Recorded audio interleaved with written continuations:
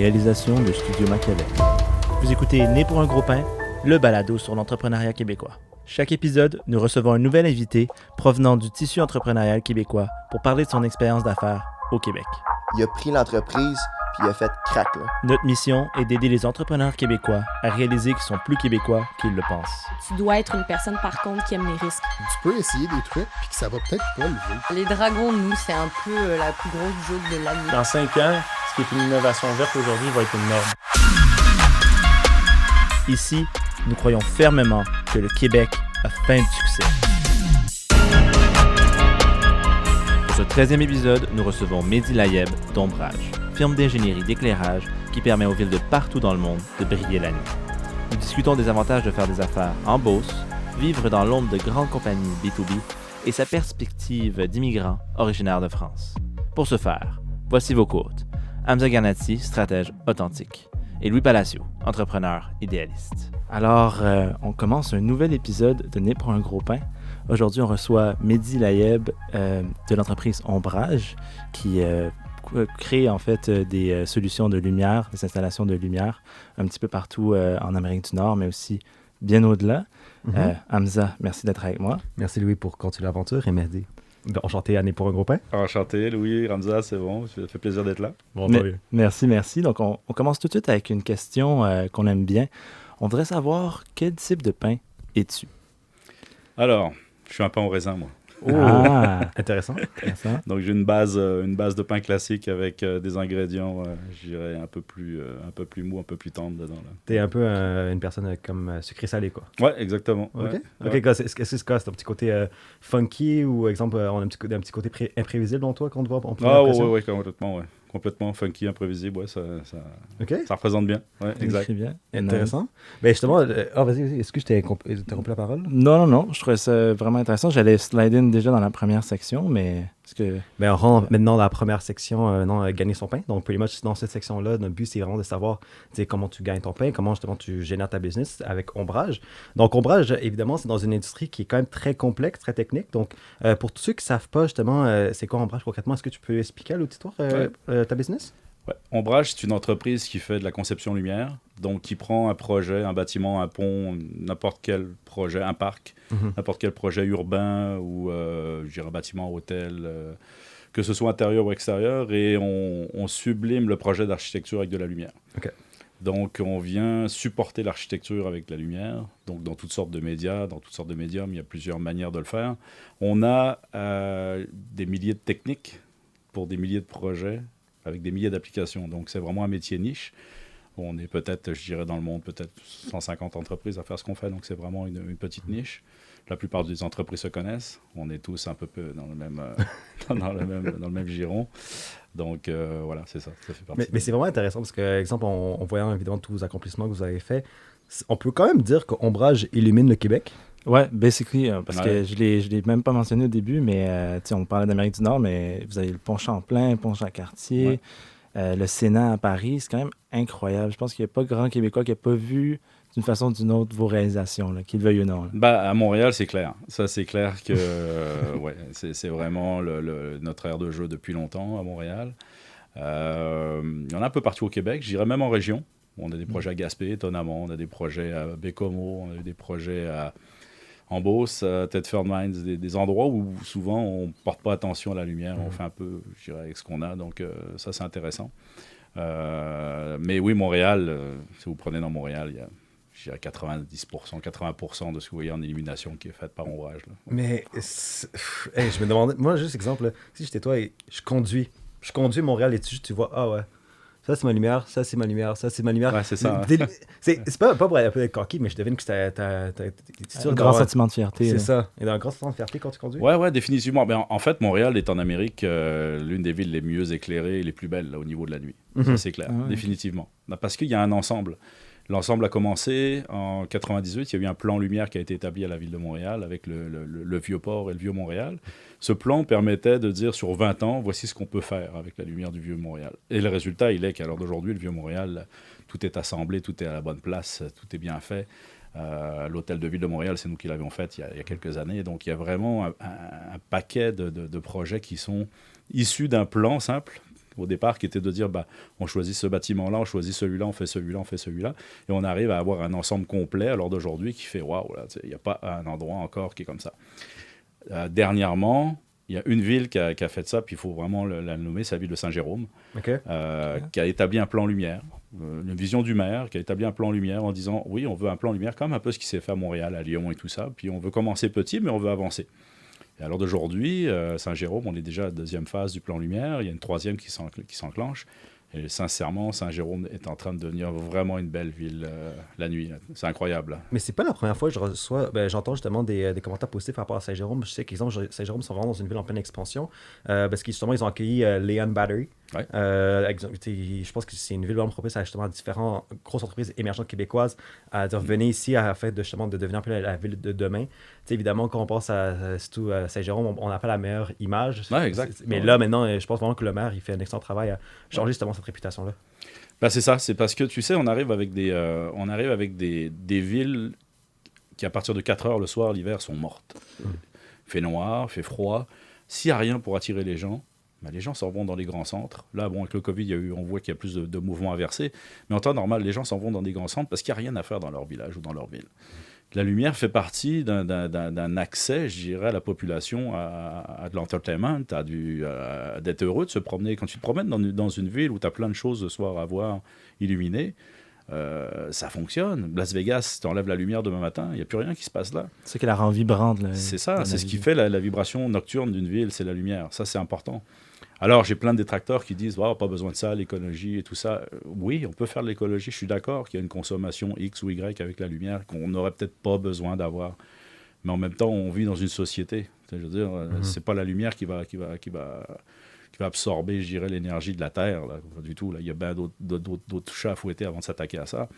Et ça nous permet aussi, en tant qu'humains, de profiter puis d'avoir une vie nocturne qui a de l'allure. Donc, je dirais c'est un peu notre médium. Puis on est fiers, comme tu dis, à Montréal, oui, parce qu'on se promène avec du monde, on se promène avec des gens, puis il n'y a pas un quartier de Montréal qu'on n'a pas illuminé, là. Donc, c'est incroyable, c'est le fun. Ça a pris du temps, ça a pris 20 ans pour le faire. Mais c'est ça.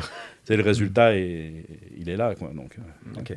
Ça, vraiment. J'imagine à Saint-Jérôme, on peut se douter qu'Ombrage un rôle à jouer aussi là-bas dans le plan lumière de Saint-Jérôme. Complètement, on est dessus, nous, depuis, on est le créateur du plan et on est le réalisateur du plan lumière, donc au fur et à mesure des années, il y a des choses qui se sont faites et puis ça fonctionne, notre entreprise fonctionne, donc les résultats sont là, puis les gens, OK, bon, oui, on a mis de l'argent là-dessus, mais il y a un résultat, c'est wow, là on présente la cathédrale de Saint-Jérôme en concours aux États-Unis, puis c'est une cathédrale qui est au milieu de nulle part, là, que personne ne va parler, là, puis on a peut-être des chances de gagner, mais le but, c'est de montrer qu'on est capable de faire avec une petite cathédrale d'une ville moyenne. Puis on avait fait ça en 2016 avec la cathédrale du lac Mégantic. Okay. La petite cathédrale du lac Mégantic, c'est la seule qui n'a pas explosé dans l'accident. Et la ville a décidé de faire une mise en lumière. On a fait une mise en lumière incroyable. On a gagné un prix lumière à Londres avec ça. Là. Donc ça a passé dans des journaux et tout ça parce que un tout petit projet avec une histoire qui était quand même assez dramatique.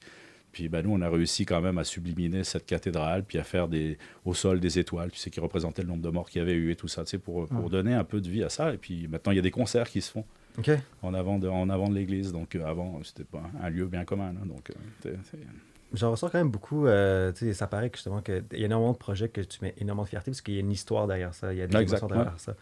Parmi tous les projets que tu as fait, est-ce que justement il y en a une d'entre elles que tu aimerais partager, que ça te cherche encore même maintenant? Quand on te demande c'est quoi Ombrage, mais c'est le premier exemple de cas justement que tu... Non, il y en a trop. Je peux pas te dire un projet. Je sais que c'est une question qu'on aime ça poser d'habitude. Je sais, mais... Tu sais, on a des fiertés sur plusieurs choses. C'est le pont Champlain, le pont Jacques-Cartier. C'est des gros projets. Oui, c'est cool. Bon, le pont Jacques-Cartier, on l'a fait avec Moment Factory puis quatre autres compagnies. On était une équipe de 6 personnes pour faire ce projet-là. Oui, ça fait un wow. Tu es fier, là. Je veux dire, tu vas à l'ouverture, tu as ton projet, tu as travaillé pendant 3 ans, tu as tes employés, ta famille, tout le monde est là. Bon, oui, le show d'ouverture, c'était quelque chose. C'est encore disponible sur YouTube. C'est vraiment des projets wow. Mais des projets comme ça, c'est sûr qu'on n'en fera pas tous les jours. C'est des projets qui sont quand même très coûteux. Un projet qui a coûté 40 millions de dollars, qui a été très controversé aussi au niveau des coûts. Mais bon, je veux dire, c'est à l'heure d'aujourd'hui le landmark de Montréal. Donc, si on parle de Montréal, la première chose qu'on va voir, si on fait une vue aérienne, on passe par le pont Jacques-Cartier, on ne va pas passer par un tunnel qui n'a pas de vie. Là. Donc, c'est ça le truc. Donc, moi, je pense qu'aujourd'hui, si je dois choisir un projet, je ne pourrais pas te le dire. J'aime plein de projets. Il y en a que j'aime moins d'autres. Je me dis, OK, bon, on aurait pu faire ça, mais il y a des histoires de budget, il y a des histoires de contraintes aussi avec l'environnement, avec les clients. Des fois, on veut avoir des bonnes idées. Les bonnes idées, on essaie de les cheminer, mais à la fin, bon, tu arrives peut-être à des fois à avoir une demi-idée de ce que tu voulais avoir. Parce que bon, il y a des entreprises là-dedans derrière, puis du privé, c'est ça. Ouais, c'est ça. C'est ça. Je peux mentionner avec un point. Justement, lors de ton apparition au podcast 23+1, justement, on invite à tout le monde d'aller écouter. Si vous aimez des podcasts sur les communications, marketing et vente, on vous invite. Mais bref, dans ce podcast-ci, tu as beaucoup expliqué justement ton parcours. Tu as été semi-professionnel dans le domaine du basketball à Paris, jusqu'à ce que malheureusement, ligament, je devine, blessure qui arrête la carrière, qui t'a amené justement à changer dans le domaine des affaires. Mais on a quand même pu constater justement que cette culture justement du basketball, cette culture très beaucoup axée sur la compétition, c'est très important pour toi. Tu sais, comment tu peux voir vraiment ta culture organisationnelle chez Ombrage, vraiment la source d'inspiration est principalement justement le sport et aussi l'art qui est aussi une de tes passions.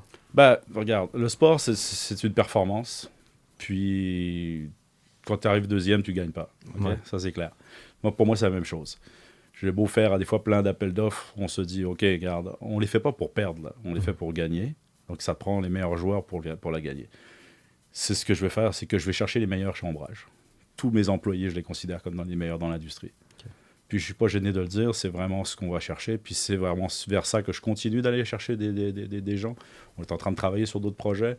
On va aller chercher encore d'autres meilleurs, qui sont meilleurs que moi là, dans plein de domaines. Là, je ne sais pas parce que je suis le patron que je suis le meilleur. Il y a plein de monde chez moi dans l'entreprise qui sont meilleurs que moi dans plein de choses. Moi, je suis comme, le coach de cette équipe-là pour arriver à gagner. Donc, oui, moi, le rapport avec le sport, la compétition, oui. Il y en a qui disent « Ah, moi, je participe. » L'important, c'est de participer. Pour moi, zéro. Moi, ça ne m'intéresse pas du tout.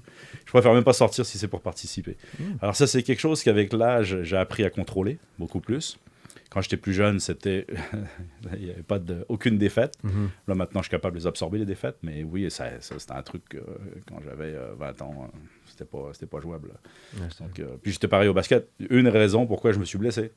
Okay. C'était ça. C'était trop compétitif. Trop compétitif, tu rentres pas. Finalement, tu sais que tu as un problème à un genou, puis tu continues et tu continues et tu continues jusqu'à ce que ça casse. Il y a des avantages, il y a des défauts à ça.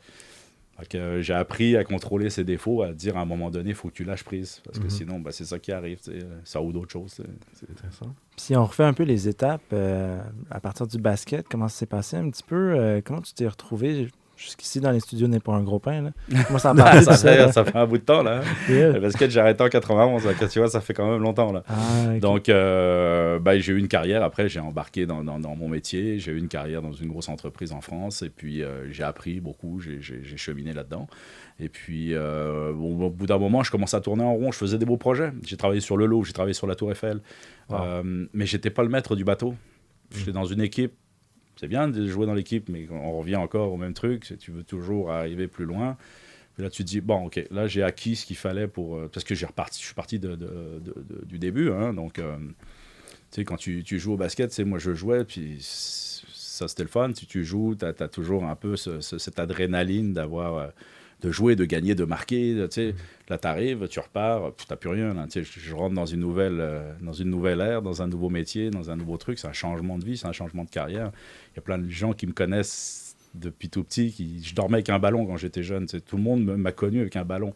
Ah ouais. Le ballon, fait longtemps que je ne l'ai plus. Là. Ça fait moi depuis 91, j'ai plus de ballon. Donc, tu sais, j'ai laissé tomber. J'ai changé vraiment de vie. Donc là, tu recommences à zéro. Quand tu recommences à zéro, faut que tu prennes tes marques, il faut que tu saches un peu ce que tu vas faire, puis où tu veux aller. Ouais. C'est ça qui est le plus dur, parce que tu te dis, OK, j'aime ça, j'aime moins ça. Puis moi, j'ai jamais été un côté noir ou un côté blanc. Je suis un mélange de plein de couleurs. Donc, j'ai jamais un créneau où je me dis, je suis bon là-dedans, je vais performer là-dedans.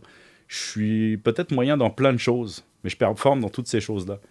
C'est ça qui me caractérise là, au niveau entrepreneur, là, pour me dire, après une carrière de 10 ans en entreprise, Bon, alors, je me vois que je suis à un étage, mais je peux aller au deuxième. Mais pour aller au deuxième, il faut que je choisisse un créneau. Mais là, le créneau, je suis encore ambigu en me disant, ben, je vais à droite ou à gauche, je ne le sais pas. Donc, finalement, j'ai choisi un truc qui était dans le milieu. Et c'est là que j'ai pensé, je me suis dit, dans le métier, il y a des gens qui font de la conception lumière qui sont très bons. Il y a des gens qui font de l'ingénierie qui sont très bons. Chacun est très bon dans son élément. Mais si tu les inverses dans leur rôle, ils sont très mauvais. Et ça, je me suis dit, c'est là qu'il faut que je sois. Tu sais, je veux que je sois dans un endroit où que je sois bon techniquement, que je sois bon en concept, puis que je sois bon en visuel.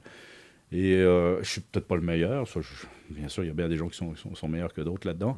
Mais dans ce qu'on fait, on a choisi une niche où on est pratiquement unique avec ce qu'on fait. Donc, on est bon en technique et on est bon en concept. Je veux dire, ça, c'est vraiment l'image, l'ADN de notre entreprise. Okay. Et c'est là que j'ai démarré Ombrage suite à ça. Okay. C'est ça, tu as démarré Ombrage aussi peu après que tu es arrivé au Québec. Ouais. Right? Ouais. Donc, tu as vu qu'il y avait un manquement, non seulement en général, mais aussi au Québec. Ouais. Puis tu t'es décidé. C'est quoi les raisons pourquoi tu étais au Québec, tu es arrivé en Beauce? Bah écoute, choix de vie, tu sais, je travaillais à Paris, je voyageais partout, vraiment pas de vie. Les dernières années où je bossais en France, aucune vie. Je voyageais, je prenais un projet, j'en finissais un.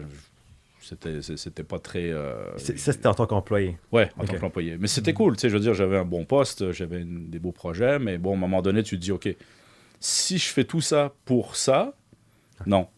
Okay. Tu sais, à un moment donné, tu fais tout ça pour toi, oui, tu sais, je veux dire, c'est un choix, hein, tu sais, je veux dire.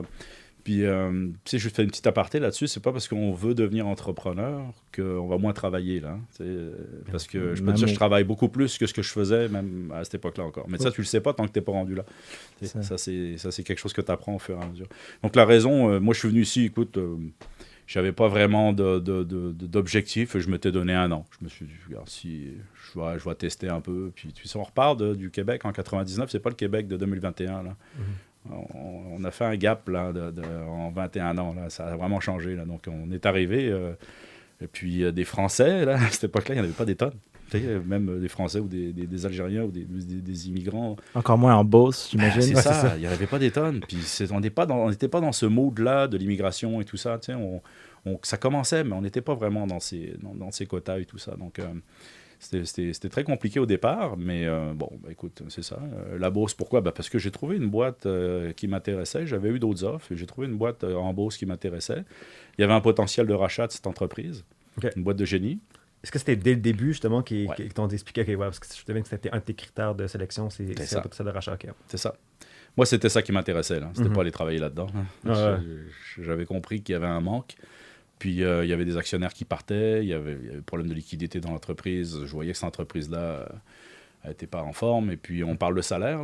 Il y a des jeunes souvent qui me disent « Ah, les salaires. » Moi, je vais vous dire, j'ai travaillé pratiquement les 6 premiers mois dans cette entreprise à zéro. Là. Wow. Oh, ouais. Okay. J'avais un salaire qui couvrait même pas mes dépenses. Là, donc, on parle que c'était vraiment ridicule, mais ça fait partie de la game. Là, je veux dire.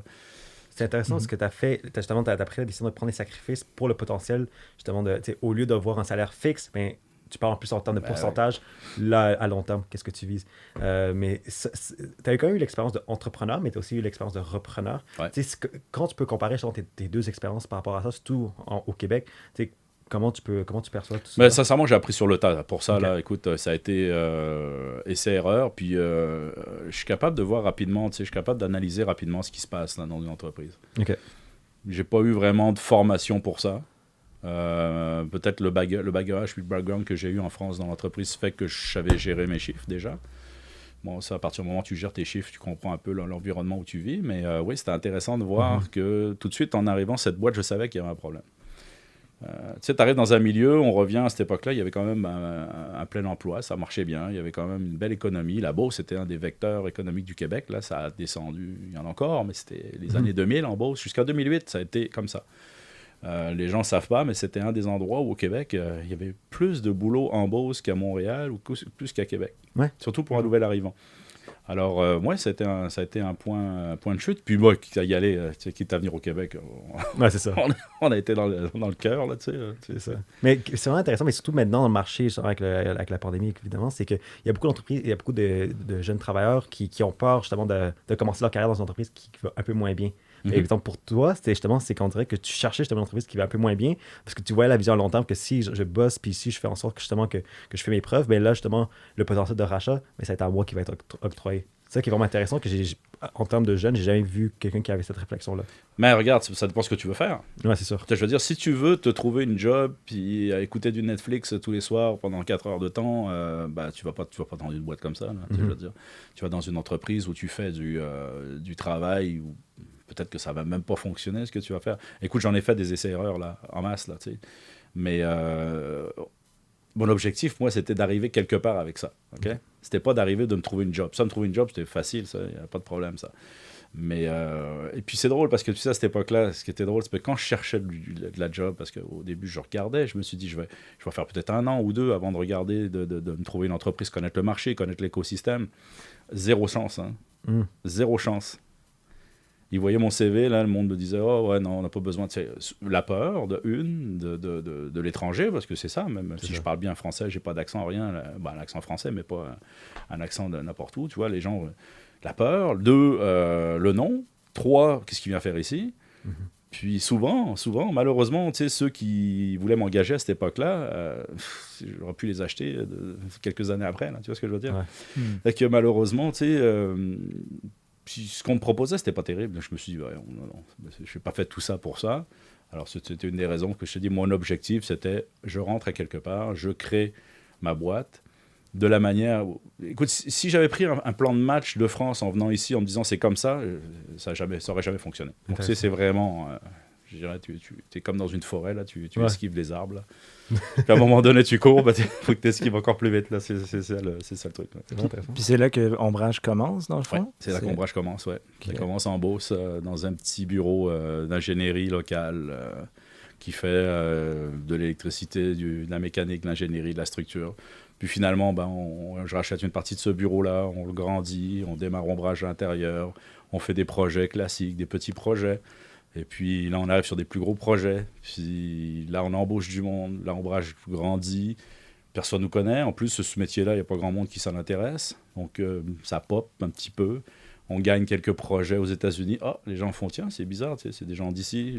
Puis là, boum, boum, boum. Puis après ça, ça déroule. Là, les gens Puis tu sais, il y a l'aspect de compétition de tous nos clients, de toutes les villes qui se disent hey, regarde ce qu'ils ont fait, eux, on va les appeler. C'est ça. Quoi. Ouais. Donc, au bout d'un moment. Et c'est quand même une culture très Michael Jordan-esque quand tu positionnes, surtout avec la position d'appel d'offres. Mais justement, peux-tu nous accompagner un peu justement, c'est quoi le parcours sous chez Ombrage? Par exemple, il y a un appel d'offres qui se fait aux États-Unis, au Québec, quoi que ce soit.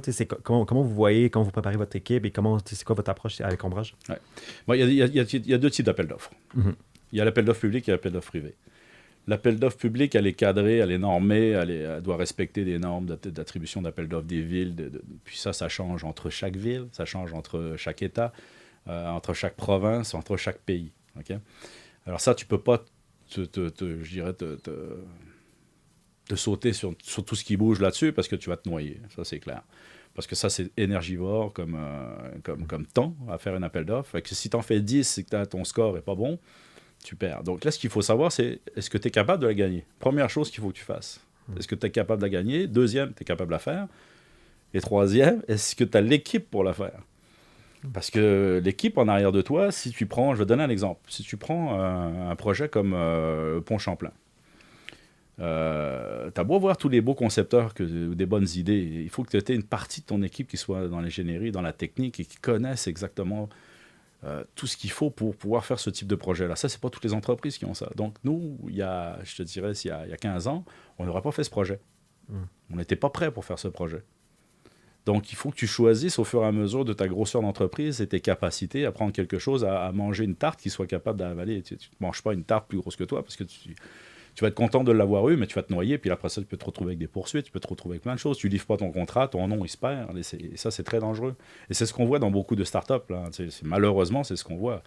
Je vois beaucoup d'entreprises qui se disent oui, on a gagné, on a vu toutes les histoires de masques et tout ça. C'est ça l'histoire. Je veux dire, oui, on va les fabriquer. Mais tu signes un contrat de 25 000 masques, si tu es capable d'en faire 5 000 par semaine, ça va. Si tu es capable d'en faire 10 000, on commence à se poser des questions. Si tu en fais 500, tu es mort. Donc ça, c'est des histoires qu'on voit en entrepreneuriat, il faut faire attention. Donc moi, je te dis, Ombrage, on fait des appels d'offres publics, on fait des appels d'offres privés. L'appel d'offres privé, le client vient te voir directement et il te demande un prix à toi et une manière de faire à toi parce qu'il a confiance, il connaît ton CV, tout ça. Ça, j'en ai beaucoup, des entreprises comme ça. Après ça, tu as la compétition. On a des clients qui veulent avoir 2-3 prix. C'est correct. Je veux dire, c'est comme au magasin, sauf que tout prix a toute valeur. Là, donc, je ne suis pas le meilleur marché dans mon domaine, ça c'est clair, parce que j'ai des docteurs dans mon entreprise, j'ai des ingénieurs, j'ai des gens qui ont des hauts salaires. Je ne peux pas arriver avec un gars qui travaille dans un sous-sol ou qui sont un seul bureau dans une petite entreprise. C'est impossible. Ce n'est pas les mêmes coûts de base. Donc ça, c'est les deux volets d'appel d'offres. Et ça se répète partout dans le monde. Okay. Donc le principe est à peu près le même. C'est vraiment ça. Ok, intéressant. Puis, dans le fond, je pense qu'on rentre pas mal dans on l'a amorcé un petit peu, là, mais la section l'argent du beurre, où on essaie de rentrer un petit peu dans le cœur du sujet. Puis je pense que le premier point, on a commencé à en parler un petit peu, mais c'est vraiment tes origines Boss Run qui nous ont fascinés un petit peu. Puis justement, on se demandait un petit peu comment ça a façonné un peu ta façon de travailler, d'arriver en Beauce, comment ça a influencé. C'est quoi les influences de justement les valeurs que tu as développées au Québec, comment ta façon de travailler, tu peux nous en parler un petit peu? Ah ouais, ça c'est une bonne question en plus, parce que en étant nouvel arrivant, chef d'entreprise, en étant en Beauce, j'ai jamais eu aucun problème. J'ai jamais eu aucun client qui nous a écartés ou qui nous a dit quoi que ce soit parce qu'on ne vous connaissait pas ou machin. En Beauce, c'est tout un petit monde. J'ai eu la chance de rencontrer des grands hommes d'affaires comme Rémi Marcoux de Transcontinental, où j'ai construit des usines avec mon autre entreprise. Là. Le Journal de la Presse, les usines du Journal de la Presse, c'était nous. Le Soleil, c'était nous. On a fait tout ce genre de choses-là en ingénierie, par Combrage, c'est avec l'ingénierie du groupe. Donc ça, c'est des gens, quand tu fais affaire une fois avec et que ça fonctionne, tu fais partie du bateau. Ils ne pensent pas deux fois. Là, ah non, tu sais, je veux dire, puis on a déjà eu, à un moment donné, je vais vous conter une petite anecdote. On est arrivé dans un meeting, à un moment donné, à Montréal, dans un gros bureau avec un grand groupe et tout. Nous, on arrive à 4, on a chacun nos spécialités dans notre boîte, puis on explique notre projet, puis là, on voit les gars arriver, puis tu sais, c'est comme les Men in Black, là, tu sais, l'escalade noire avec toute la gang d'avocats, machin et tout, puis finalement... ils ont fait leur speech, on a fait leur speech, mais le boss, il a dit non, on les connaît, ils nous ont déjà fait ça à plus petite échelle, ils vont être capables de le faire à plus grosse. Ciao, bye. Tu sais, c'est ça le business. Tu sais. À l'époque, Québec et Montréal. C'est cette relation de confiance que justement que vous bâtissez. C'est ça. Québec et Montréal, à l'époque, c'était complètement différent. Encore plus à Québec. Encore plus à Québec. Très fermé, très compact, très. Ce qui protégeait très étanche. Oui. C'est ça. Très étanche. C'est encore comme ça dans certains coins. Je dirais pas les villes maintenant, mais c'est beaucoup moins fréquent. C'est parce que maintenant on a une antériorité. À l'époque, on avait une petite antériorité. À l'heure d'aujourd'hui, je peux faire tous les projets en éclairage de la planète. Donc, j'ai pas de limite. À l'heure d'aujourd'hui, je peux me lancer sur des très grands projets à plusieurs milliards. Comme on fait à Vancouver avec le projet Oak Ridge. C'est un projet de 7 milliards, c'est 9 tours. Il n'y a pas un projet comme ça en Amérique qui se fait à l'heure d'aujourd'hui. C'est 9 tours, c'est des patinoires, c'est des centres commerciaux, c'est des parcs. Tout ça dans un projet, dans un quadrilatère de Vancouver. Donc c'est une ville dans la ville. Un projet sur 5 ans. On l'a pris, tu sais. On s'est dit, ouais, on le fait, go. T'sais, on est capable, on le suit, on avance là-dessus. Puis, ça, c'est une tarte qu'on est capable de manger. Donc, à l'heure d'aujourd'hui, on est capable d'aller faire des projets en Chine ou des choses comme ça. Après ça, c'est un choix stratégique de ce que tu veux faire ou où tu veux aller, quoi. C'est juste ça. Puis, je fais une petite parenthèse aussi. Quand je pense à Beauce, je pense à Maxime Bernier, je pense à entrepreneurs, famille entrepreneur. Est-ce que c'est quelque chose que tu voyais qui déjà, en tant que Beauceron, t'amenait une fierté ou qui t'amenait une notoriété un peu? Oui, non, mais c'est une mentalité. Les gens sont toujours proches de toi là-dedans parce que tu réussis. Puis tu réussis, tu es une fierté de la Beauce. Donc eux autres encore, ils remoussent avec toi, tu sais, je veux dire. Puis c'est ça, c'est vraiment une attitude de la région. C'est une attitude de la région. D'ailleurs, j'ai encore un pied à terre là-bas, moi. Mais c'est quand même fou parce qu'exemple, je prends exemple l'école d'entrepreneurs de Beauce. Il y a exemple l'école d'entrepreneurs de Rimouski, il y a l'école d'entrepreneurs je pense qu'il y a aussi une à Québec, si je ne me trompe pas. Mais quand on pense à l'école d'entrepreneurs, on pense à Beauce. Il y a vraiment une autorité. Il y a énormément d'amis d'entrepreneurs qui sont comme je veux vraiment faire une expérience en Beauce parce que je sais que là, c'est là où la recette magique se passe. Mais justement, c'est quoi la recette magique en Beauce? Ouais, mais la recette magique, c'est pas compliqué. Qu'est-ce qu'ils ont été faire? Ils ont été chercher les meilleurs. Voilà. Point final. Voilà. Bon, regarde qui dirige. Moi, je connaissais son père, là. Tu sais, je veux dire, cherche pas, là. Tu sais, des entreprises comme Canam, Manac et ces entreprises-là, c'est des fleurons. Là. Des fois, on n'en parle pas assez, mais c'est des boîtes qui génèrent des milliers d'emplois, puis qui sont partout, tu sais, qui font des stades aux États-Unis, des monumentaux. Donc, tu sais, ça, c'est ça. Ils ont été chercher meilleur. Regarde qui gravite autour de tout ça. C'est une belle équipe, là, sincèrement. Moi, je ne suis pas passé par là parce que ça te prend un besoin. Mais je pense que c'est nécessaire. Puis, On parle de visibilité. Ça, c'est une autre question qu'on aimerait savoir. C'est, je pense aussi le nom de la compagnie Ombrage. C'est quand même intéressant parce qu'exemple, on pense notamment au Pont Champlain. Mais quand, exemple, il y a beaucoup de personnes qui pensent au Pont Champlain, ils pensent à Moment Factory. Ouais. Mais Pont Jacques-Cartier. Pont Jacques-Cartier, je vais vraiment dire pour mon erreur. Ouais. Mais le Pont Jacques-Cartier, justement, ils pensent à Moon Factory. Ouais. Mais vous opérez souvent justement dans les ombres, justement, assurer justement que le travail technique se passe, etc. Et là, justement, tu parlais de plusieurs compagnies québécoises qui manquent de visibilité. Pourquoi tu penses? Tout est un aspect marketing. Hein, tu sais, en passant, le Pont Champlain, l'instigateur du projet, c'est Moment Factory, mais l'équipe qui a constitué le projet, c'est pas juste Moment Factory, c'est une équipe de 6 personnes. Voilà. Bon, puis ça, c'est bien établi dans les contrats, tout le monde est au courant, c'est bien ficelé, le projet a été déposé comme ça, puis c'est correct. Mais c'est le seul projet qu'on a fait comme ça, en équipe. Tous les autres projets sont faits avec Ombrage. Ou après, on va chercher, bien sûr, où on est incorporé dans des ingénieurs ou des architectes. C'est une équipe de projet tout le temps. Mais la visibilité, c'est du marketing. C'est carrément du marketing. C'est sûr qu'un projet comme le Pont Jacques-Cartier, écoute, tu lances ça, c'est mondial. Là, tout le monde le connaît, ce projet-là. Tous les gens qui font de l'éclairage connaissent ce projet-là. Ça, c'est clair. Parce que c'est un projet fantastique. Là, au niveau numérique, il n'y a personne qui a fait un projet comme ça. Et puis, c'est ça. Après, on s'en va à Dubaï, ou s'en va dans des projets comme ça. Mais même à Dubaï, ils n'ont pas un projet comme ça. OK. Donc, ils ont beau avoir des beaux projets, mais non, il n'y en a pas d'autres. Donc, c'est intéressant que ça autant sa notoriété, parce que là, évidemment, je pense que la première critique, peut-être que c'est aussi peut-être une culture québécoise, qu'on va se plaindre sur le prix, mais on ne remarque pas comment c'est un fleuron international. Qu'est-ce qui se passe en tant que le projet, justement, Jacques-Cartier? C'est vraiment intéressant. Mais tu sais, c'est toujours l'histoire. Hein. Dans ce genre de projets sont visibles. Mais on ne parle pas des infrastructures d'un coup. Là. Tu sais, je veux dire, c'est 40 millions. Dans 40 millions, tu ne fais rien en infrastructure à l'heure d'aujourd'hui. Dans une ville, tu ne fais rien. Et on en met de l'argent dans les égouts, puis tu ne les verras jamais. Tu sais. Puis tu ne sais même pas si ça coûte 40 millions ou ça en a coûté 15, tu comprends? Que c'est juste une histoire encore de vision, de marketing, de stratégie, parce que oui, on en met de l'argent dans les infras. Là, nous, on travaille en ce moment sur le tunnel Hippolyte-Lafontaine. Okay. Il y a 1 milliard qui va se mettre là-dedans. Là. C'est 1 milliard, c'est de l'argent. Les gens vont passer dedans, ils ne se diront pas tous les jours « Waouh, c'est 1 milliard ». Puis oui, il va être beau parce qu'on a développé un concept d'éclairage là-dessus. Il y a quelque chose qui s'en vient là-dedans. Mais ce ne sera pas le pont Jacques-Cartier, ce ne sera pas le pont Champlain parce que c'est un tunnel et que les gens vont dire on a mis 1 milliard dans un trou. Tu sais, oui, c'est carrément ça, mais c'est nécessaire. Tu sais, je veux dire. Tu sais, l'argent, c'est relatif. Hein.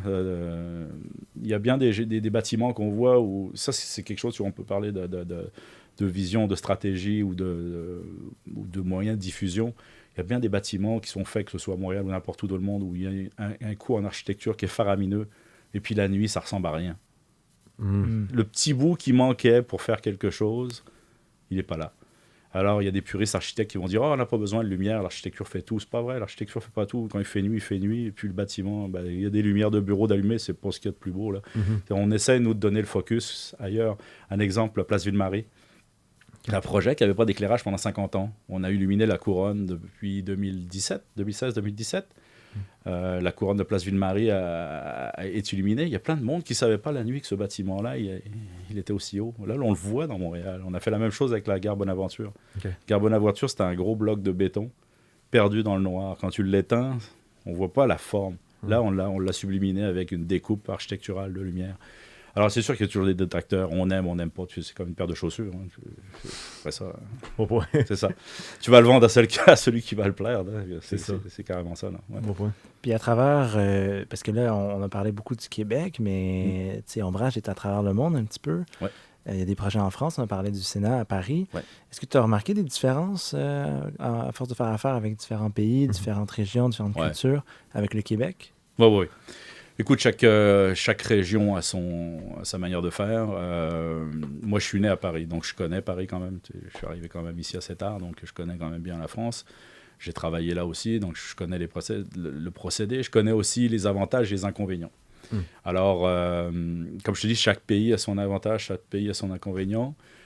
Ici, les contrats se signent plus vite. On arrive à avoir des contrats plus vite qu'en Europe. Par contre, la fidélité n'est pas là. Ça, c'est clair. Si tu en as un qui arrive un peu moins cher, il n'y aura pas de fidélité. En Europe, c'est plus long. Ça va être plus long, mais si tu arrives à avoir une fidélité avec quelqu'un en Europe, tu vas rester là pendant un bout de temps. Ça va être très dur. C'est pour ça que c'est dur de faire du business en Europe. La plupart des entreprises québécoises disent « Ah, c'est l'enfer, tu rentres pas, tu fais ci. » La relation ne se développe pas comme ça, comme ici, où elle se développe « Ah, salut, t'es mon pote, on se tape dans le dos, puis c'est ci, puis c'est ça. » Ça, c'est pas du tout la même manière de travailler. Donc, tu développes des relations de business, c'est du donnant-donnant au départ. Puis ça, il faut que tu comprennes cette relation. C'est la même chose au Maroc, là. C'est la même chose. C'est des gens qui vont travailler avec une méthode qui est différente, il faut l'accepter. Si tu vas en chialant en disant « Ah, non, ben, ça ne marchera pas. » C'est ça. Première chose, c'est clair. L'autre aspect, c'est que le relationnel, il faut que tu t'adaptes. Tu ne travailles pas au Maroc comme tu travailles à Montréal et tu ne travailles pas à Montréal comme tu travailles à Paris. Et ça, c'est important de comprendre cet écosystème-là. Puis même chose aux États-Unis. On commence à travailler aux États-Unis. Moi, ça a été toujours je dirais un marché extérieur où je n'ai pas voulu m'impliquer immédiatement. J'ai préféré travailler sur le Canada au complet avant d'aller aux États-Unis, me faire la main déjà dans nos propres provinces avant d'aller aux États-Unis. Puis là, on y arrive, là, on commence, là, on est un peu de retard avec le COVID, on y arrive. Mais le relationnel en France est complètement différent d'ici. Et ça, il faut vraiment l'analyser sur chaque étude de marché que tu fais, parce que tu peux trouver ça dur sinon. Là, Y a-tu des différences qui t'ont marqué un peu, que peut-être que t'aurais revu ton approche si tu le savais avant? Ou... Bah, écoute, ça m'a marqué quand je suis arrivé ici, moi. OK. Je suis arrivé ici. J'ai remarqué qu'il ne fallait pas tout dire aux gens. Parce que les gens pouvaient se choquer. Tu sais, en France, tu peux faire un meeting puis lui dire « Regarde, ça ne fonctionne pas, ça ne fonctionne pas, ça ne fonctionne pas. Okay. » Tu peux lui dire de n'importe quel ton, ça va passer. Mais tu vas avoir la même réponse en face. C'est voilà, qui va te répondre de la même manière. Là, ici, si tu le dis une fois, deux fois, ils ne vont rien te dire. Mais là, tiens, tu n'es plus dans le projet. Ah, mais qu'est-ce qui s'est passé? Ouais, mais tu es dans la réunion la dernière fois. Oh, mais là, regarde. Okay. Tu comprends? Faut que tu l'enrobes un petit peu. Faut l'enrober, ouais, pas mal même, je te dirais. Ouais. Okay. Ça, c'est un truc qui te frustrait un peu quand tu as commencé? Ben, c'est pas frustrant. Même à l'heure d'aujourd'hui, je pense que on se présente toujours... Si je devais faire, je dirais, un portrait du Québécois classique à l'international, c'est que l'emballage est toujours super beau. Okay? Ça, c'est des wow. C'est toujours wow. L'expression est wow. Mais c'est pas toujours le résultat de ce qu'on est présenté. Et ça, je pense que c'est un gros défaut des entreprises nord-américaines. Donc, nous, on est resté qui on était. On a une base solide, on a une présentation solide. On ne veut pas se montrer plus haut qu'on est, mais on ne veut pas se montrer plus bas qu'on est non plus. Aussi, on reste vraiment très solide dans notre approche, dans notre image. La même chose pour moi. Je veux dire, je suis comme ça, avec ou sans. J'ai des défauts, j'ai des qualités. Je ne me change pas. Alors, je vais travailler avec la clientèle qui fit avec moi. Tu comprends? Il y a ça aussi. Ça, pour moi, c'est important. Mais ça paraît vraiment, quand on regarde votre site internet, quand on regarde votre plateforme LinkedIn, etc., on ne voit pas du frou marketing qui sert un peu à rien. C'est juste, voici qu'est-ce qu'on fait, voici nos projets, vous savez qu'on est là. Oui, exactement. C'est important. Ben, ça a toujours été ça, Ombrage, ça a toujours été ça, tu l'as dit. Il y a plusieurs significations à ce mot-là. Il y en a d'autres que je ne dirais pas, mais il y a des choses là-dedans qui... Ouais, on a toujours été de l'underground, là. On a toujours été en dessous... on faisait nos affaires, les gens nous disaient « Mais c'est qui, c'est là? Mais pourquoi ils sont là? » Tu vois, ça a toujours été des questions qu'on a eues. Oui, c'est notre manière de travailler. On va pas le dire, là, quand on va chercher un appel d'offres. On travaille en ce moment sur un projet. Là. Ça va être « Waouh » si on l'a. Mais personne ne sait qu'on travaille là-dessus. Là. Mais c'est important ce que tu dis, c'est que je pense que l'important désolé pour l'anglicisme, de ne pas care, de ne pas donner un souci sur les émotions négatives que tu donnes aux autres personnes qui sont un peu, soit par la jalousie, soit par quoi que ce soit, qui sont un peu frustrées de vous voir connaître autant de succès. Mais tu sais, avoir cette émotion-là, c'est pas facile, ça prend du temps, justement, avoir cette forme de froideur. Je pense que je suis comme un canard, moi, je pense, ça, je te jure. Là. Mais tu peux verser de l'eau sur mon dos, là, j'ai aucun... Non, j'ai pas cette... j'ai de la chance, hein, parce qu'il y a du monde qui se déprime, là. Oui, si tu écoutes tout ce que les gens disent, là, tu sais, c'est fini, là. C'est terminé. Entrepreneuriat, là, c'est que ça. Il y a des cultures aussi, hein, là-dedans.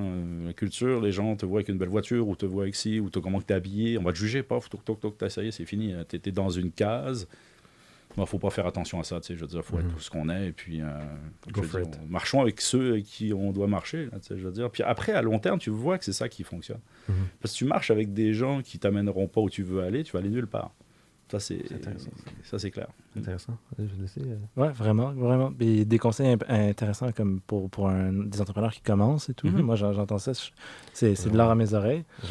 Mais il y a un sujet que je veux vraiment couvrir avant qu'on doive wrap up, mais en ce moment, on a eu la crise de la pandémie, tout ça, donc ça a un peu pris le back burner. Ouais. Mais on se rappelle, il y a un an, un des sujets les plus importants, c'est la pénurie de main-d'œuvre. Ouais.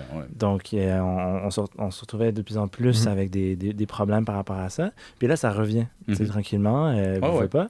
Puis, tu sais, je me demandais, comme ta vision, toi-même, t'es venu un petit peu justement dans une situation où il y avait besoin de main-d'œuvre. T'es venu. Est-ce que tu penses que les gouvernements font assez en ce moment? Tu sais, l'immigration est inévitable en ce moment. On a une population vieillissante qui diminue constamment. Comment tu perçois ça un petit peu comme la solution pour la pénurie de main-d'œuvre? C'est un gros problème. Écoute, c'est pas juste pour le Québec, là. On s'entend, c'est exactement la même histoire en France. C'est l'histoire du monde, on va dire. Tu sais, on a une certaine partie de la population de la planète qui a toujours été méprisée. Donc, que ce soit dans l'emploi, dans l'esclavage, dans tout ça, ça continue, là. Tu sais, je veux dire, ça, faut pas se cacher. Alors, oui, on a besoin de main-d'œuvre, mais j'en croise régulièrement des gens qui sont bardés de diplômes. Et qui font du Uber, qui font des trucs. Ça, c'est fou, ça m'enrage. Ça, là, il n'y a rien de tel pour tuer une population là-dedans. Parce que le gars qui va faire ça pendant 5 ans, là, son seuil de motivation va tomber complètement. C'est irrattrapable ou c'est très difficile à rattraper. Alors, c'est dommage de faire venir des gens pour les intégrer ici en disant « OK, on va faire quelque chose avec ». Moi, je pense que dans tout ça, c'est les générations qui vont être nés ici, qui vont pouvoir faire ce genre de choses. Les premiers, s'ils n'arrivent pas à se débrouiller, vont être sacrifiés. Ça, c'est clair. Ça, c'est ma vision, là. Moi, j'ai jamais voulu être un sacrifié, là. Mais c'est pas donné à tout le monde. Je comprends qu'il y a des fois, c'est difficile. Tu sais, je veux dire, moralement, ça peut être usant. Tout vient aussi de ton background, ta culture. De quel pays tu viens? Qu'est-ce qu'on t'a inculqué comme éducation? Si on t'a inculqué une éducation où tu dois te soumettre sans arrêt, où l'autorité est là, puis toi, tu es là, puis tu sais pas comment arriver là, c'est difficile. Là, tu sais, je veux dire, tu as beau être bardé de diplômes, il y a la communication aussi. Comment les gens ont appris à communiquer. Ça, c'est quelque chose qu'il faut préciser. Alors ça, c'est dur. Moi, je pense que dans la vision d'un État ou d'un gouvernement qui fait de l'immigration, se préoccupe des enfants qui vont naître de cette immigration, qui vont naître ici. La deuxième génération. La deuxième génération que les premiers. Okay. Parce que le taux de réussite des premiers, il est ridicule. Puis ça, c'est des vrais chiffres, là. Le taux de réussite des premiers, là, si on compare là, avec un Québécois pur souche qui a fait son école ici, puis à diplôme équivalent ou plus élevé en venant de l'immigration, les taux de réussite ne sont pas bons. Ça, c'est flagrant parce que justement, un énorme point qu'on pense, c'est oui, l'immigration, mais c'est surtout l'intégration. Et surtout, je pense que au niveau de l'éducation, tu as surtout bien touché ça. Ils ont les écoles publiques, je pense à Henri Bourassa, Calexa, Lavallée. Des écoles où justement, il y a beaucoup de minorités ethniques de deuxième génération qui étudient, là, qui font ça, mais tu vois, les conditions des écoles, c'est insalubre, c'est négligé. Et ça, je pense que c'est quelque chose qu'il faut définitivement toucher parce que l'éducation est souvent négligée parce que c'est une conséquence collatérale, justement, de l'immigration. Mais on va s'attaquer sur l'immigration, mais pas sur les autres aspects. C'est ça qui on on revient au même schéma qui s'est passé en France dans les années 60. Là, on a pris des gens pour travailler quand on n'avait plus besoin. Bon, on les a mis de côté, on les a parqués, puis regarde ce que ça donne aujourd'hui. Là. C'est un désastre. Je veux dire, c'est pas jouable de voir ça. Là, mais écoute, il n'y a pas d'excuse là-dedans. Moi, j'ai jamais pris ces excuses-là pour dire « OK, c'est une fatalité, on va rester là-dessus. » Mais comme je dis, regarde, on n'est pas tous fait pareil. Là.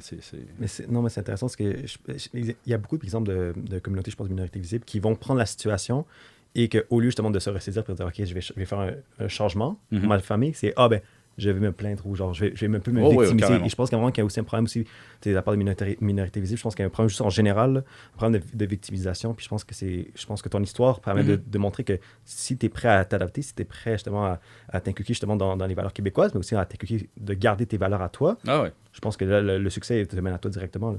Ouais, mais tu sais, bon, j'ai eu une éducation aussi. Je viens d'un milieu où il fallait se battre. Ouais, c'est ça. C'est clair que on apprend, je veux dire, tout ton bagage vient de ton vécu. Hein, donc, comme je te dis, c'est ça qu'il faut travailler. Moi, je pense que si, à l'heure d'aujourd'hui, des jeunes, j'en vois plein des jeunes entrepreneurs qui se lancent dans toutes sortes de trucs, s'ils sont bons, là, au bout de quelques années, le visage ne paraîtra même plus. Là, je veux dire, c'est le résultat qui est important. C'est pour ça, de toute façon, mon entreprise, nous, on ne valorise pas un nom, on valorise une entreprise. Ouais. Mais dans mon entreprise, j'ai plusieurs nationalités. J'ai des Marocains, Algériens, Français. Qu'est-ce que j'ai? J'ai un Colombien. J'ai une fille des Philippines. OK. On a eu des Asiatiques. Tu sais, je veux dire, chez nous, c'est open. Puis, mais par contre, il faut qu'ils soient tous bons, là. Mhm. Tu sais, je veux dire, je ne ferai pas de demi-mesure parce que c'est un étranger. Pas du tout. Zéro. Même au contraire, je vais dire, regarde, tu rentres ici, on fait nos preuves tous ensemble, puis on livre. Ça, c'est clair. Je suis intraitable là-dessus. Moi, je mets tout le monde au même pas. La chance, elle est ouverte pour tout le monde. Alors, si tu n'es pas capable de l'apprendre, ben après ça, c'est plus un problème, je dirais, de société. Là, tu sais. Veux pas, il y a aussi cet aspect aujourd'hui, c'est qu'on parle de pénurie de main-d'œuvre. Mais je vois tellement de choses arriver. J'ai pas juste Ombrage en passant comme compagnie, j'ai d'autres sociétés, là, j'ai d'autres actifs ailleurs. Mais on voit des jeunes qui veulent se faire embaucher, pas d'expérience, mais le niveau qu'on m'a dit à l'école, c'était ça. Et finalement, le mec, il travaille pas, le mec, il livre pas. Qu'est-ce que tu vas faire avec ça? Je veux dire, oui, on a une pénurie, mais il faut aussi qu'il y ait un commitment entre l'employé et l'employeur qui se passe. Aujourd'hui, ça, on est en train de le perdre. Ce commitment, là, c'est moi, je t'aide à progresser dans ta carrière. Toi, tu m'aides à faire de l'argent. C'est comme ça le business qui fonctionne. Mais là, lors d'aujourd'hui, c'est paye-moi. Que tu fasses de l'argent, c'est pas mon problème. Ben ça ne marchera jamais, ça. Ça, c'est peut être sûr. Puis on l'a vu avec la pénurie. Moi, j'ai des chefs d'entreprise qui m'ont dit, COVID, quand c'est arrivé, écoute, je savais tout de suite exactement lesquels qu'il fallait que je mette dehors. Quelle est prendre le boss, non? C'était clair. 3 mois avant, il y en avait qui faisaient du chantage en disant, hey, si tu me payes pas, j'ai ton compétiteur qui va me donner 10 000 de plus. Tu penses qu'est-ce qui s'est passé? COVID? Tiens, vas-y, chez le compétiteur. Ils n'ont plus de job, là, tu sais. Il faut faire attention à ça. On voit que les économies sont en dents de scie, hein, depuis longtemps. Là. Ça fait 20 ans qu'elles sont comme ça, les économies. Il ne faut pas penser que oui, on est dedans. On a bien vu qu'en 3 mois, là, on a fait une drop d'une économie de 80%. Là. Donc, il faut faire attention à ça. Ouais, c'est ça. Puis justement, je pense que ça nous amène un bon segue à du pain sur la planche. Oui. Si on pense un petit peu à justement comment on pourrait sortir d'une économie en dents de scie, justement, puis ce serait quoi les pistes de solutions pour faire du Québec un meilleur endroit niveau business, niveau entrepreneuriat? Aurais-tu des conseils ou quelque chose que tu vois? Ouais, tu sais, la mode de l'entrepreneuriat en ce moment est en train de prendre une méchante claque. OK? Parce que tous ceux qui se sont lancés en entrepreneur les 3 dernières années, là, la réalité les a frappés. Je suis pas sûr qu'ils vont revenir. OK? Puis c'est normal, je veux dire.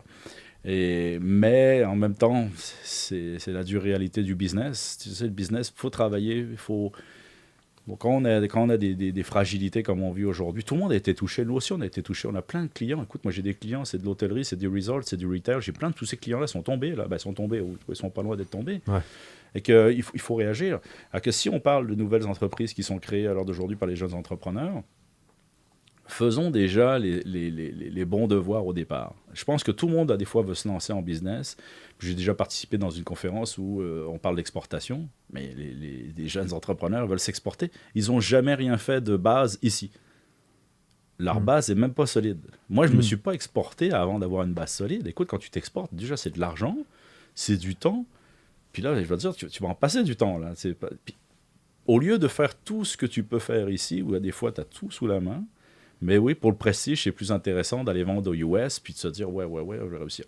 Il y a des domaines où ça peut fonctionner. On parle des TI, tout ça, ça peut fonctionner. Mais même encore là, je veux dire, j'en vois tellement de boîtes, de start-up qui sont dans des groupes d'émergence d'entreprise. Pour la plupart, au bout de 2 ans, ils n'existent plus. Là, je veux dire, alors ça, l'entrepreneur, oui, je suis pour, mais c'est pas fait pour tout le monde. Point final. Ça, c'est clair. Il faut que les gens arrêtent de penser que tu arrives là-dedans, si tout de suite la Ferrari qui t'attend devant la porte.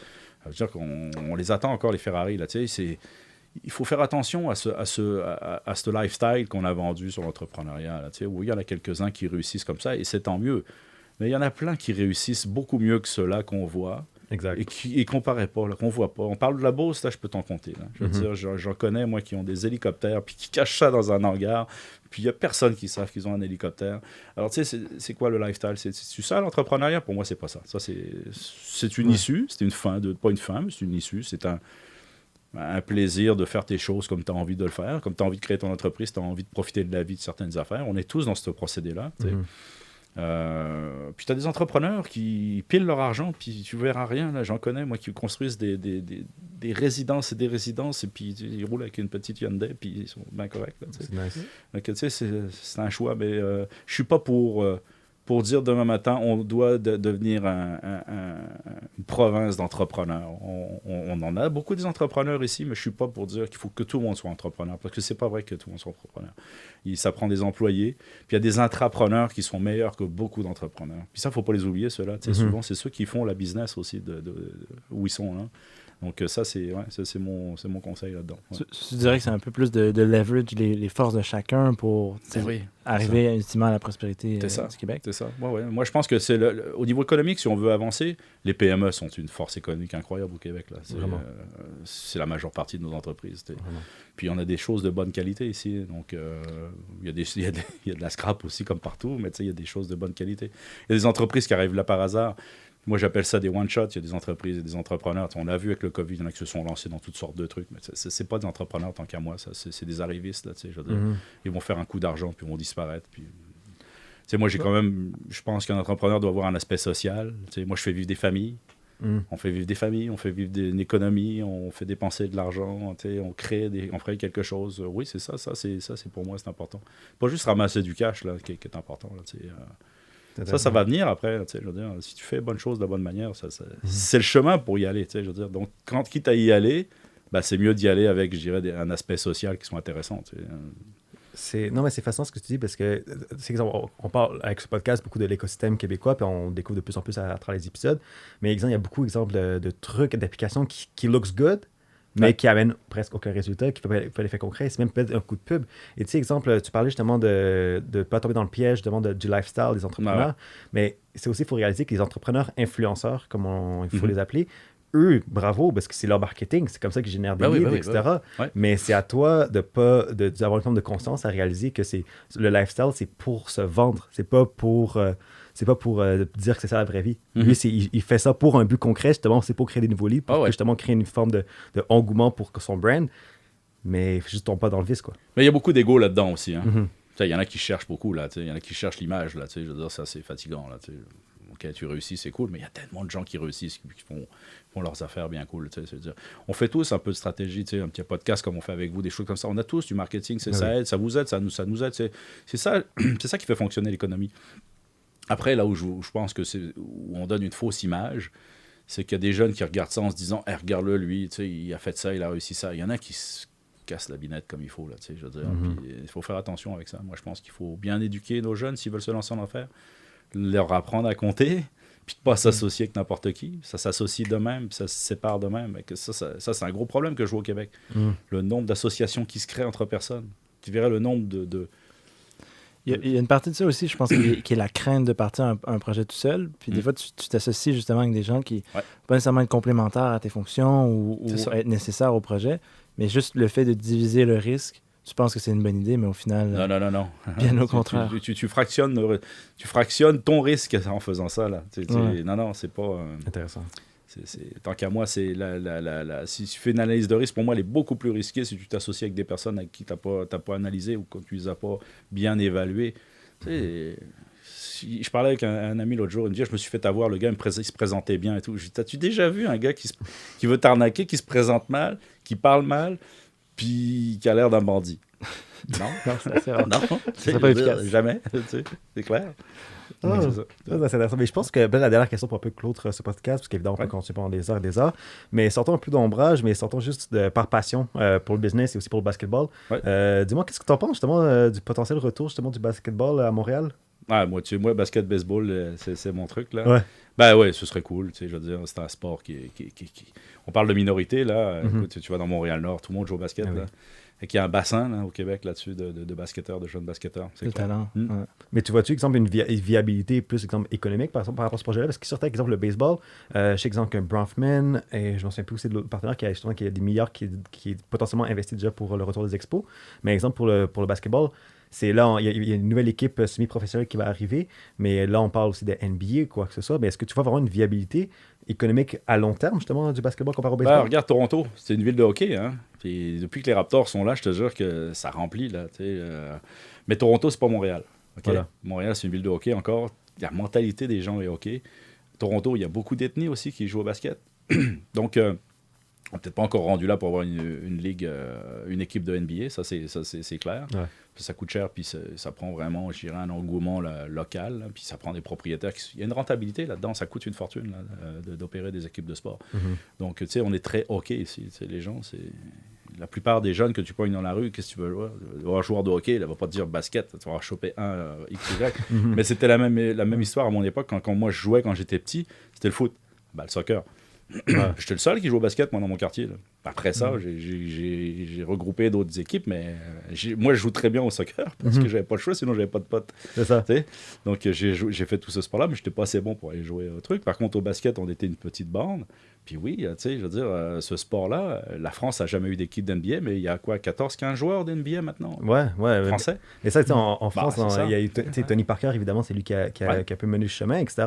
Et là, on pense à Montréal, mais là, Montréal, exemple, il y a Lugansdor, il y a Chris Boucher, justement, qui commence à mener le chemin. Donc, je pense qu'exemple, pour le hockey, évidemment, je pense que c'est pour toute personne, on a tous des superstars québécois qu'on s'attache, mais là, au basketball, ben, on les entend pas. Oui, je sais. On les entend pas. Comme exemple à la musique ou au sport, quoi que ça, c'est une autre discussion à avoir. Mais tu vois, Louis, grand fan de Miami Heat, là, qu'est-ce que tu penses de ça? Moi, je pense que ça va être comme, j'espère en tout cas, du moins que ça va être une première marche vers quelque chose de graduel. Mais c'est sûr que depuis que j'ai vu les Raptors, puis aussi j'ai vu à Montréal l'engouement pour les Raptors. Ben oui, vraiment. L'équipe canadienne, tu sais, t'as pas d'autre. Là, on se rassemble quand c'est comme ça. Ouais, exact. Mais même, genre, je pensais que Toronto, il y aurait un petit froid, là, mais voir genre la rue Peel complètement pactée noire de monde, là, c'était... Ça faisait chaud. Ce qui est intéressant avec les Raptors, c'est que justement, Montréal est aussi impliqué directement. Tu sais, c'est Sid Lee qui a géré justement tout We the North. Ouais. C'est vraiment, il y a vraiment une relation Montréal avec les Raptors aussi. Puis aussi, Raptors jouent toujours une game de pré-saison aussi à Montréal pour créer l'engouement. Mais je pense vraiment que le marché est là. Puis c'est vraiment intéressant à voir ce que les prochaines années vont mener par rapport à ça. Non, mais je pense que quand on va avoir plusieurs joueurs qui vont rentrer sur le circuit NBA, ces joueurs-là vont revenir à un moment donné avec un écho. Là, à l'heure d'aujourd'hui, on en a 2-3. Ils sont quand même un peu transparents. Mais c'est à peu près la même affaire dans le reste du Canada. Il y en a quelques joueurs qui jouent en NBA qui n'ont pas l'origine, qui vient de Calgary ou un truc comme ça. Tu sais, on ne sait pas trop où ils sont. Mais quand ça revient avec des championnats, là, c'est clair que ça va faire mousser le... Et je vais juste profiter de cette occasion, je peux faire une mention à un ami commun qu'on a, que je t'ai aussi conseillé d'écouter. Un ami qui s'appelle Jérémy Teboul-Miller, qui lui écrit des blogs sur le basket, sur le cahier, qui écrit presque des articles sur le basket à chaque 2 jours, 3 jours. Des articles extrêmement intéressants. Donc, pour ceux qui écoutent le podcast, mais qui ont aussi un intérêt pour le basketball, on vous invite aussi à regarder ces articles. Moi, personnellement, je suis un très grand fan. Donc, toujours une façon aussi un peu de promouvoir justement des jeunes passionnés, évidemment. Ça fait du bien. Le développement de justement la prochaine équipe, c'est une bonne façon de le suivre. C'est ça, certain. Cool, je pense que ça fait pas mal le tour. Écoute, on a découvert plein de pépites d'or en plus qui n'étaient pas au programme. À travers les... ça, je pense que c'est un épisode à pas manquer. Là. Si, parmi tous les épisodes, là, je pense que c'est là, vraiment en termes d'apprentissage. Ayez vos cahiers de notes puis prenez toutes les citations parce que ça vaut la peine. Vraiment, merci beaucoup, Mehdi. Si on peut aider tout le monde, on va le faire. OK, là, c'est rendu toujours un moment petit classique, évidemment, puisque le podcast est audio et aussi vidéo. C'est très bien qu'il y a une caméra devant toi. Ouais. Donc, le moment de gloire où on peut suivre Ombrage, où on peut suivre différents projets qui s'en viennent. Donc, tu peux dire à la caméra qu'est-ce qui s'en vient pour toi? Ce qui s'en vient, il y a plein de choses qui s'en viennent. Donc, ombrage.com, puis sur LinkedIn, vous pouvez nous suivre. On a toujours nos petites apparitions qui arrivent journalières. Et je devine que les personnes qui ont des questions par rapport à ton parcours ou aussi dans l'industrie auquel tu opères, ils peuvent directement aussi te contacter sur exact. C'est ça. Parfait. OK, parfait. Il répond très vite d'ailleurs. C'est comme ça que tout ça est parti. C'est ça. Vraiment. J'ai pas de community manager, c'est moi. That's it. On aime ça. Alors Louis, où on peut suivre René pour un gros pain? YouTube, bien entendu, pour ceux qui nous regardent, toutes les plateformes de streaming, Spotify, Amazon Music aussi, développer une plateforme nouveau, donc on va y être, bien entendu. Mais sinon, Deezer, Apple Podcast et Google Podcast. Puis finalement, tous les réseaux sociaux, Facebook, Instagram, Twitter, éventuellement TikTok, qui s'en vient tranquillement. Puis, ça en vient TikTok, mais aussi LinkedIn, parce que évidemment, oui, il y a le balado, mais il va aussi avoir du contenu additionnel qui s'en vient. Donc, n'hésitez pas aussi à interagir dans les publications, les commentaires, et à faire de justement continuer la conversation qu'on essaie de faire. Parce qu'évidemment, on est tous nés pour un gros pain, puis ça, c'est à travers vous qu'on fait ça. Absolument. Donc, sur ça, je pense que merci. Merci beaucoup. Merci à vous. Merci. Bonne continuation. Merci. Cool. Alors, on se voit au prochain épisode? Yes. À la prochaine. Et c'est déjà la fin de l'épisode. On tenait à te remercier d'être un affamé, d'être un fan du balado Né pour un gros pain et de croire en notre mouvement. On a beaucoup de nouveautés qui s'en viennent pour toi cette saison et on espère que tu resteras à l'affût. Sur ce, on se revoit très bientôt pour un prochain épisode.